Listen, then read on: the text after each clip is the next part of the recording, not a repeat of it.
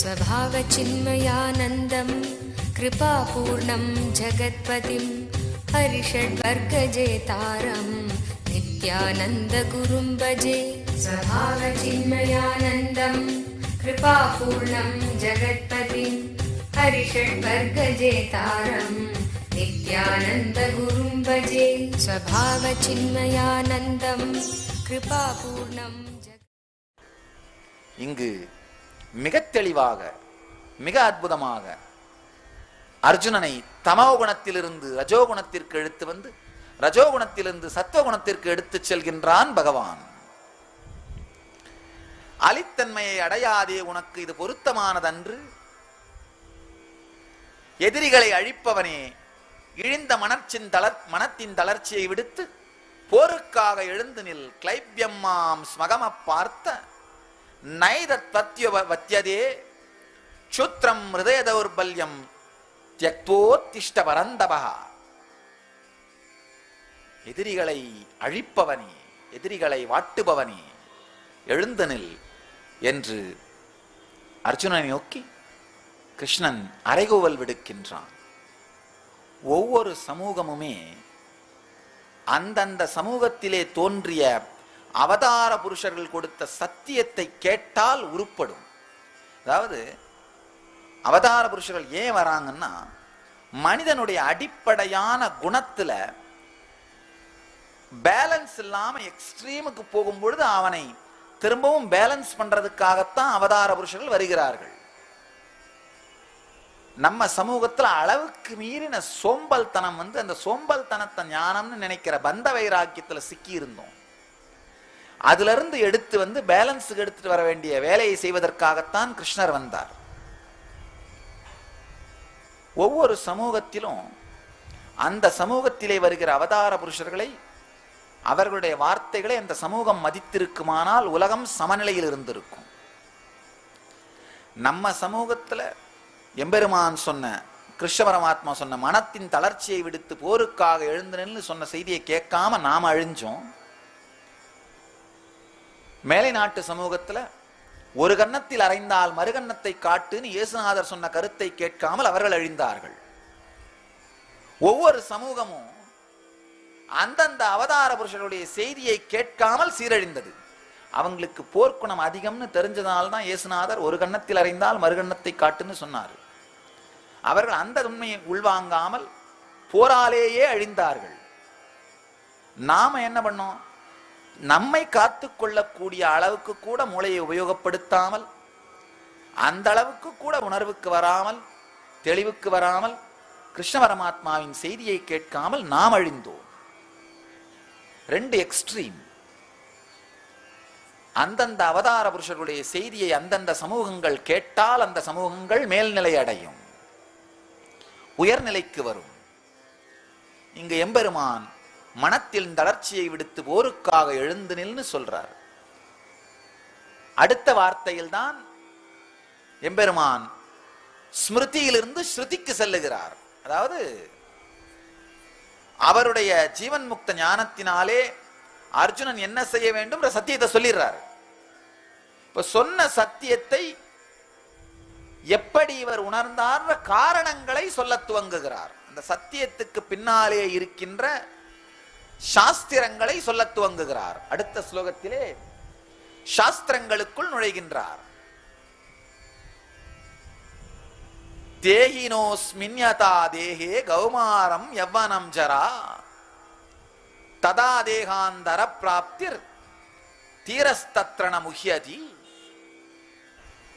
முதலில் செய்ய வேண்டிய செயலை அர்ஜுனனுக்கு சொன்னார். பிறகு ஏன் இந்த செயலை செய்ய வேண்டும் என்கின்ற சத்தியங்களை, ஜீவன் முக்த சத்தியங்களை சொல்ல துவங்குகிறார். அதை அடுத்த ஸ்லோகத்தில் பார்ப்போம். தேகினோஸ்மின்யதா தேஹே கௌமாரம் யவ்வனம் ஜரா ததா தேகாந்தர பிராப்திர் தீரஸ்தத்ரண முஹ்யதி. எப்படி ஜீவாத்மாவுக்கு இந்த உடலிலே இளமையும் வாலிப பருவமும் முதுமையும் வருகின்றதோ அவ்வாறே வேறு உடலும் வந்து சேருகின்றது. இந்த விஷயத்தில் வீரர்கள் கலங்குவதில்லை, தீரர்கள் கலங்குவதில்லை. எம்பெருமான் அருமையான ஒரு வார்த்தையை உபயோகிக்கின்றார். தீரர்னு சொல்றார். வீரன்னு சொன்னா உடலால் மட்டும் பலம் வாய்ந்தவன். தீரன்னு சொன்னா உடல் மட்டுமல்லாமல் புத்தியினாலும் பலம் வாய்ந்தவன். கிருஷ்ணனுக்கு எம்பெருமான் சொல்றார், அப்பனே நீ உடலால் மட்டும் பலம் வாய்ந்தவனாக இருக்கக்கூடாது, புத்தியினாலும் பலம் வாய்ந்த தீரனாக மாறுன்னு சொல்றாரு. இந்த இடத்துல அதனாலதான் சொல்றாரு, தீரஸ்தத்ரண முஹ்யதி. தீரஹா சம்ஸ்கிருதத்திலே தீன்னு ஒரு வார்த்தை உண்டு. தீ அப்படின்னா என்னன்னா புத்தியினுடைய மிக உயர்ந்த சூக்ஷ்மமான ஒளி. இந்த தீரத்தன்மையை உடையவன் கலங்குவதில்லைன்னு சொல்றார். அந்த தீரத்தன்மைனா என்ன? தீ அதனுடைய சாரத்தை அளிக்கின்றார். ஆழ்ந்து புரிஞ்சுக்கோங்க. வெறும் உடல் பலம் மட்டும் இருந்து புத்தி பலம் இல்லைன்னா மிருகம் மாறி வாழ்வார்கள். பகவத்கீதை 3 விதமான பலங்களை சொல்லுகின்றது. உடல் பலம், புத்தி பலம், ஆன்ம பலம். உடல் பலம் மட்டும் இருந்து புத்தி பலம் இல்லைன்னா மிருகங்களைப் போல வாழ்வார்கள், ரவுடிகளாக மாறிவிடுவார்கள் மக்கள். மிருக வாழ்க்கை. புத்தி பலம் மட்டும் இருந்து உடல் பலம் இல்லை என்றாலும் ஒரு விதமான இந்த வரட்டு விஞ்ஞானிகளாக மாறிவிடுவார்கள். எல்லா கிரிமினல் ஆக்டிவிட்டிஸும் பண்ணுவாங்க, ஆனா உடலால இயங்க முடியாது. அதுவும் பத்தாது, அதை தாண்டி தீயையும் தாண்டி தீரனாக மாற வேண்டும். உடல் பலம், புத்தி பலம், ஆன்ம பலம், 3 பலமும் ஒன்றானவர்களாக இருக்க வேண்டும். இந்த சூத்திரத்திலே எம்பெருமான் அர்ஜுனனுக்கு புத்தி பலத்தையும் ஆன்ம பலத்தையும் அளிக்கின்ற சத்தியங்களை சொல்லுகிறார். இந்த சத்தியத்தை இன்டலெக்சுவலா மட்டும் கேட்டீங்கன்னா புத்தி பலம் வரும், உணர்வாலே உணர்ந்தீர்களானால் ஆன்ம பலம் வரும். இது ஒரு ஆழமான சத்தியத்தை பகவான் எம்பெருமான் இங்கு திறக்கின்றார். தேகினோஸ்மின்யதா தேகே கௌமாரம் யவ்வனம் ஜரா ததா தேகாந்தர பிராப்திர் தீரஸ்தத்ரண முஹ்யதி.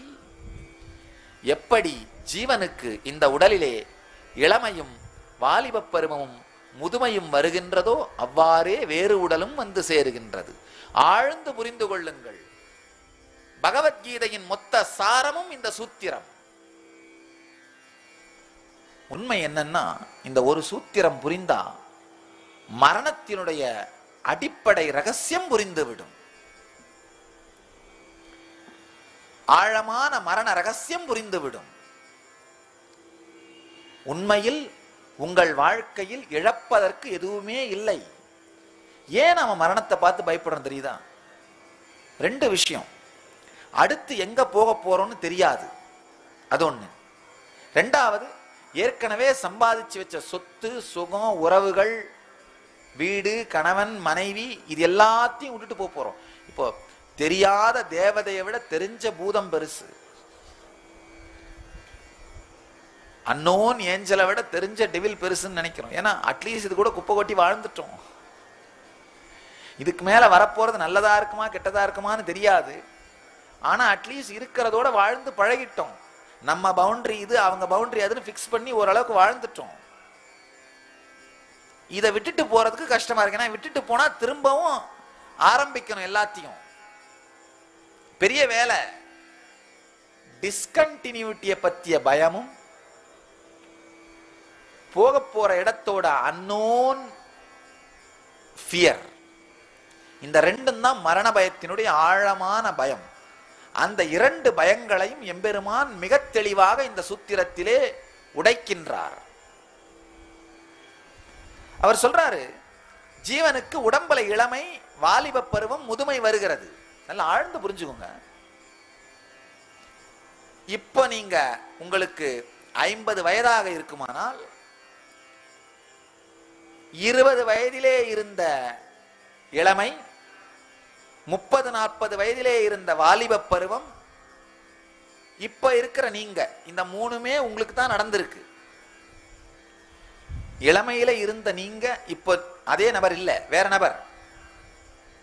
வாலிபத்துல இருந்த அதே நபர் நீங்க இப்ப இல்ல, வேற நபர். ஆனா இது எப்ப நடந்தது? வேற நபரா நீங்க எப்ப மாறினீங்கன்னு ஒரு பயமோ இல்ல துக்கமோ உங்களுக்கு வந்ததா? இல்ல. 6 வயதில் இருந்த அதே நபர் தான் நீங்க இப்போ. 20 வயதில் இருந்த அதே நபர் தான் நீங்க இப்போ.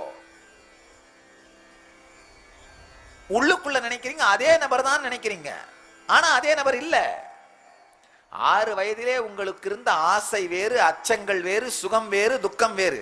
6 வயதுல நீங்க ஆசைன்னு நினைச்ச விஷயம் வேற, அச்சம்னு நினைச்ச விஷயம் வேற, சுகம்னு நினைச்ச விஷயம் வேற, துக்கம்னு நினைச்ச விஷயம் வேற.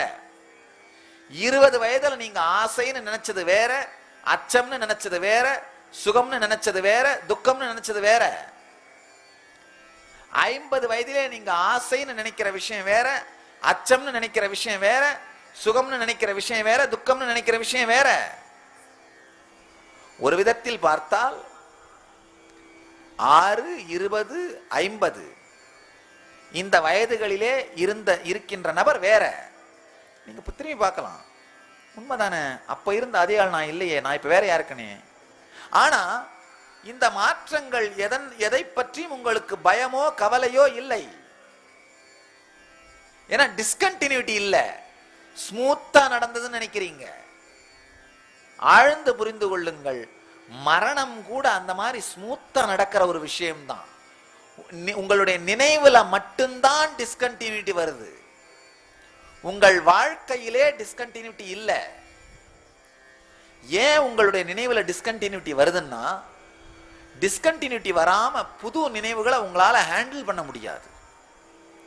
ஒருத்தர்கிட்ட வந்து கேட்டார், சாமி என் பழைய போன ஜென்மத்து மெமரி எல்லாம் கடவுள் எடுத்துட்டாரே, நீங்க எப்படியாவது அதை கொடுக்க கூடாதா எனக்குன்னு கேட்டார். ஐயா, உங்க மேல இருக்கிற பெரிய கருணையினாலதான் போன ஜென்மத்து மெமரியை கடவுள் உங்க கிட்ட இருந்து எடுத்திருக்காரு.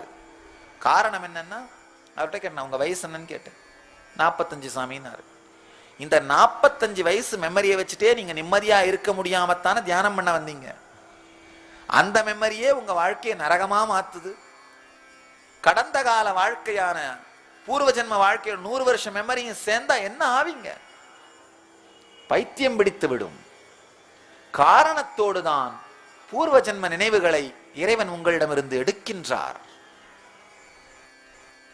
இப்போ ஒரு லாயர்கிட்ட போய் கேட்டீங்கன்னா, அந்த நாட்டினுடைய சட்டதிட்ட விதிமுறைகளை சொல்ல வேண்டியது அவருடைய பொறுப்பு.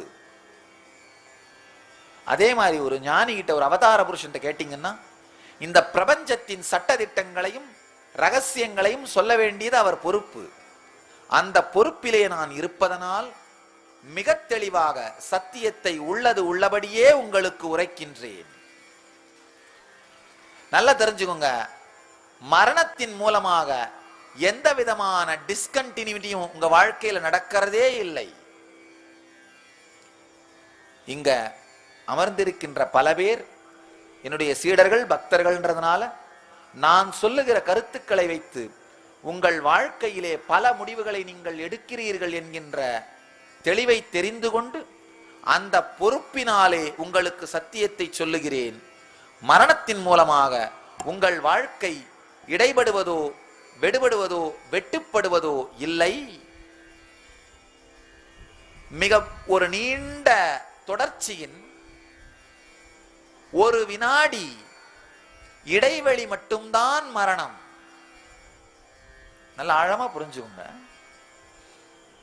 எப்படி இளமையிலிருந்து வாலிபம், வாலிபத்திலிருந்து முதுமை போகும் பொழுது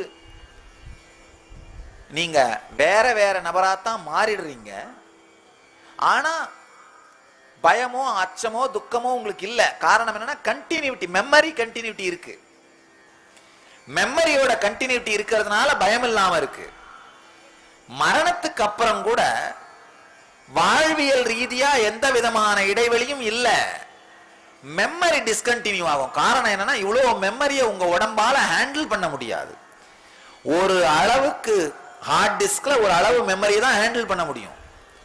இந்த ஹார்ட் டிஸ்க் இதுக்கு மேல மெமரியை டவுன்லோட் பண்ணோம்னா, இதுக்கு மேல மெமரி ஹேண்டில் பண்ண முயற்சி பண்ணா கிராஷ் ஆயிடும். அப்ப உடனே என்ன பண்ணணும், அந்த ஹார்ட் டிஸ்க் எடுத்து வச்சுட்டு வேற ஹார்ட் டிஸ்க் மாத்திடுறது. அதே மாதிரி தான் உங்க உடம்பு உங்களுடைய மசில்ஸோட எபிலிட்டியில இவ்வளவு மெமரியை தான் ஹேண்டில் பண்ண முடியும். அவ்வளவு மெமரி முடிஞ்சிருச்சுன்னா பகவான் என்ன பண்றாரு, சரிப்பா இவ்வளவு மெமரி முடிஞ்சிருச்சு, வேற அதிக மெமரி ஹேண்டில் பண்ற மாதிரி இன்னொரு உடம்பு வேணா எடுத்துக்கப்பா, இன்னொரு ஹார்ட் டிஸ்க் வேணா வாங்கிக்கப்பான்னு பர்மிஷன் கொடுக்கிறார். அவ்வளவுதான்.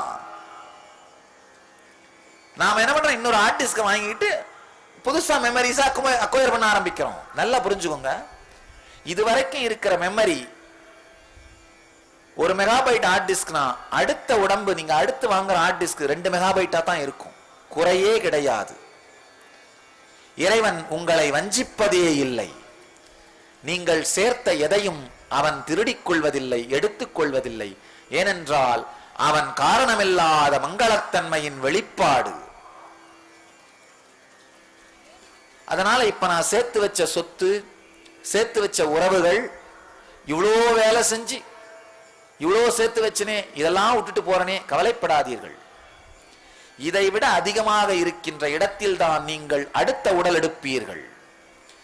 எதையும் இழப்பதில்லை என்கின்ற தெளிவு உங்களுக்குள் வருமானால்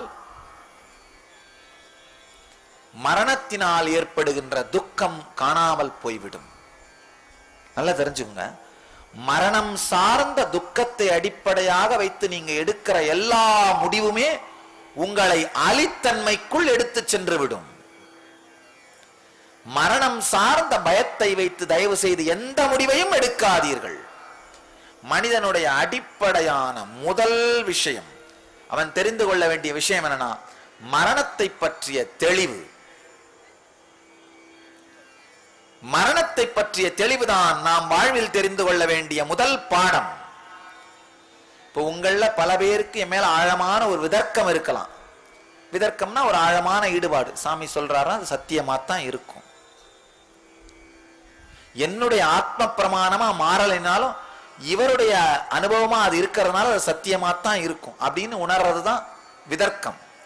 அந்த விதர்க்கம் இருக்கின்ற உங்களுக்கு விதர்க்கம் இருந்தால் நீங்கள் அதிர்ஷ்டசாலிகள், புண்ணியசாலிகள். இந்த சத்தியத்தை உள்வாங்குங்கள், மரணத்தினால் உங்களுக்கு எந்த விதமான முடிவும் இல்லை. இன்றிலிருந்து மரணத்தினால் ஏற்படுகின்ற துக்கத்தை வைத்து எந்த முடிவையும் எடுக்காதீர்கள். தைரியமாக வாழுங்கள். ஒருவேளை அந்த விதர்க்கம் உங்களுக்கு இல்லைன்னா, இப்ப நான் சொன்னது கருத்து ஆப்த பிரமாணம், அது ஞானியினுடைய சத்தியம். இதை உங்களுடைய ஆத்ம பிரமாணமா மாத்திக்கிறதுக்கு தியானம் பண்ணுங்க. அந்த விதர்க்கம் இருந்தால் தியானம் கூட தேவையில்லை, நேரடியாக ஆப்த பிரமாணம் ஆத்ம பிரமாணமாக மாறிவிட முடியும். அப்படி ஆத்ம பிரமாணமாக மாறுகின்ற அளவிற்கு, ஆப்த பிரமாணம்னா ஞானியினுடைய அனுபூதி, ஆத்ம பிரமாணம்னா தன்னுடைய அனுபூதி.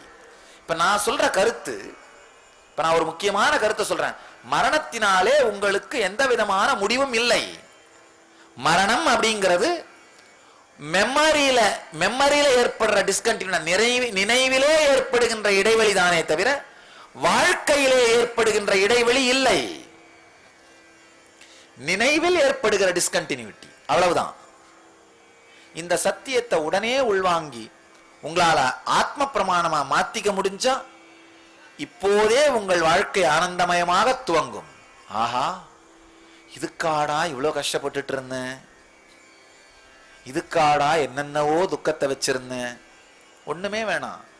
உங்க வாழ்க்கைய சொத்துக்களை சேர்க்கும் பொழுதே, உறவுகளை சேர்க்கும் பொழுதே அதெல்லாம் அனுபவிக்கின்ற அந்த இனிமைத்தன்மையை மனதிற்குள்ளே, உணர்வுக்குள்ளே சேர்த்துக்கோங்க.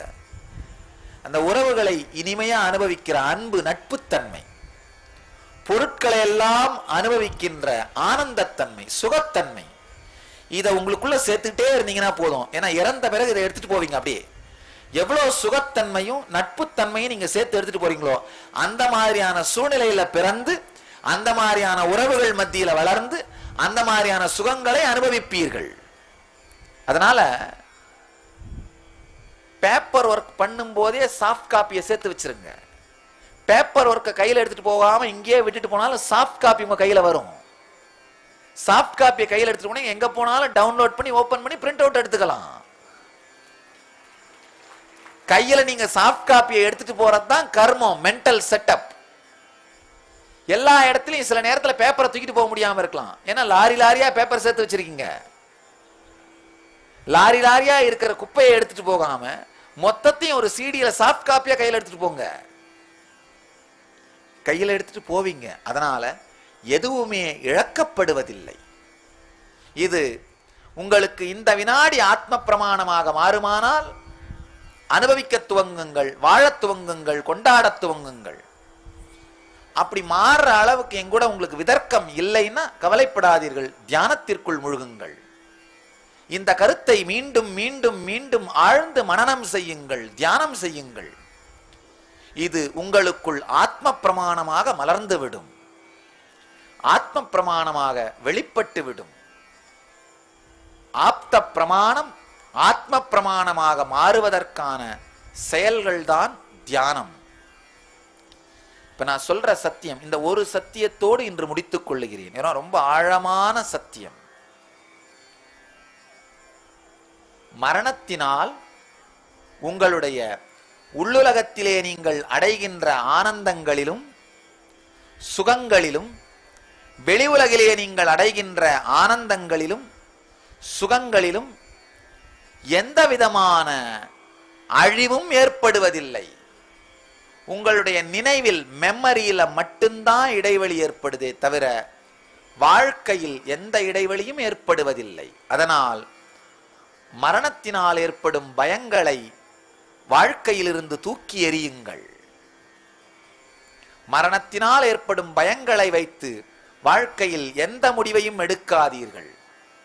யார் யாருக்கெல்லாம் குருவினிடம் இருக்கும் ஆழ்ந்த விதர்க்கத்தினால் இந்த ஆப்த பிரமாணம் ஆத்ம பிரமாணமாக புரிகிறதோ, சில நேரத்தில் சில சத்தியங்களை கேட்கும்போது பளிச்சுன்னு உள்ள ஒரு கிளிக் ஆகும். உண்மைதானே, ஆஹா கரெக்ட் தானே, நானுமே இது ரொம்ப நாளா யோசிச்சுட்டு இருந்தேன், எனக்கு சொல்ல தெரியல, சாமி கரெக்டா சொல்லிட்டாரே அப்படின்ற அந்த ஆத்ம பிரமாணமாக மாறி அந்த கிளிக் நடந்துருச்சுன்னா, அந்த புரிந்து கொள்ளுதல் நடந்துருச்சுன்னா அதுதான் தீட்சைன்னு சொல்றேன். நீங்கள் பாக்கியசாலிகள், புண்ணியவான்கள், அதை கொண்டாடுங்கள். இதற்கு மேல் மரணத்தை சார்ந்த பயத்தை வைத்து எந்த முடிவையும் எடுக்காதீர்கள். வாழ்க்கையை மரணம் என்கின்ற மகா மாய பந்தத்திலிருந்து, பயத்திலிருந்து விடுபடுத்திக் கொள்ளுங்கள். அடுத்து கர்மம், வைராக்கியம், ஞானம், பக்தி, சக்தி, சக்தி பக்தி, யுக்தி போன்ற பல கருத்துக்களை பற்றிய ஆழமான சத்தியங்களை எம்பெருமான் விளக்குகின்றார்.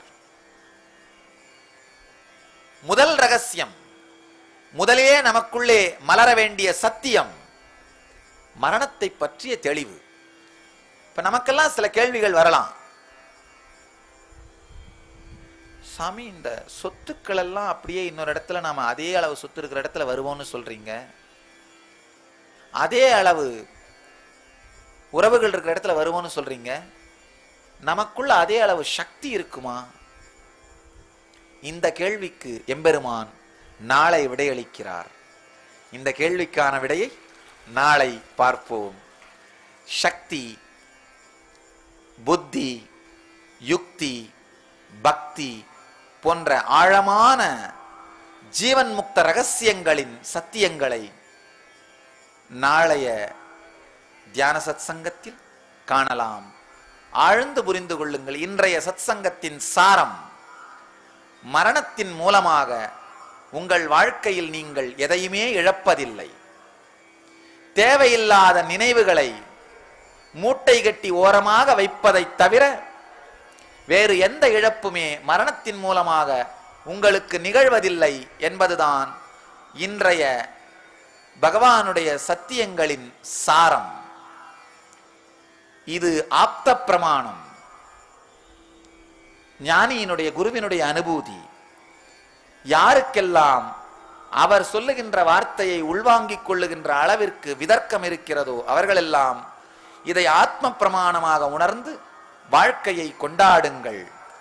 இது ஆத்ம பிரமாணமாக மாறுகின்ற அளவிற்கு விதர்க்கம் இல்லாதவர்கள் தியானத்தில் மூழ்கி இதை அனுபூதியாக மாற்றிக்கொள்ளுங்கள். இந்த பெரிய வாழ்க்கையை பற்றிய சத்தியம், ரகசியம் உங்களுக்குள் மலர்ந்து ஆனந்தமாக ஸ்ரீகிருஷ்ணனைப் போல, ஸ்ரீகிருஷ்ணனின் வாழ்க்கையைப் போல உங்கள் வாழ்க்கை பரவசத்திலே ஆனந்தத்திலே மலரட்டும். வெறும் இந்த கருத்துக்களை உள்வாங்காமல் எம்பெருமான் ஸ்ரீகிருஷ்ணனை ஆழ்ந்து புரிந்து கொள்ள வேண்டுமானால் அவன் வாழ்ந்த அந்த பரவச நிலைக்குள் நுழையுங்கள். அவன் வாழ்ந்த அந்த ஆனந்த கீர்த்தன நிலைக்குள், ஆனந்தத்திற்குள் நுழையுங்கள். கிருஷ்ணனையும் கிருஷ்ணன் வெளிப்படுத்திய சத்தியங்களையும் முழுமையாக உணர்வீர்கள். அதை உங்கள் உடல் வழியாகவும் மனதின் வழியாகவும் வார்த்தையின் வழியாகவும் ஜீவன் முக்தியாக வெளிப்படுத்துவீர்கள். இந்த சத்தியங்கள் உங்களுக்குள் மலர்ந்து உங்களுக்குள் ஆனந்த கீர்த்தனம் நிகழ்ந்து உங்கள் எல்லோருக்குள்ளும் இந்த சத்தியம் பொங்கி நீங்கள் எல்லோரும் ஜீவன் முக்தர்களாக மலர்ந்து நித்யானந்தத்தில் நிறைந்து நித்யானந்தத்தை பரப்பி நித்யானந்தமாகிட ஆசீர்வதிக்கின்றோம்.